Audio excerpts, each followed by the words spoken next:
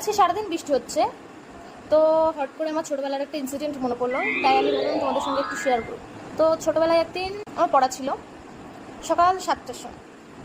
তো সকাল 7টা গড়িয়ে তখন 7:30 বাজে। আমি তো মহা আনন্দ যে 7:30 বেজে গেছে, স্যার আজকে পড়াতে আসেনি, তার মানে স্যার আজকে পড়াতে আসবে না। একদিনও পড়া করি না, মার খাই প্রতিদিন মার খাই, তো আজকে মার খাবো না। বিশাল খুশি, পিঠটা আজকে বাজবে আমার। তো দেখি ধুম বৃষ্টি, মানে ধুম বৃষ্টি, আর 1 ঘন্টা যদি এরকম বৃষ্টি হয় বন্ধ হয়ে যাবে।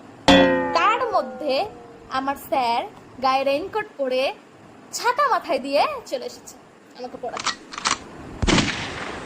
মানে ভাই, একটা দিন আমি ভাবলাম যে আমার পিঠটা বাজবে, আমি মার খাবো না একটা দিন, সেটা সহ্য হলো না।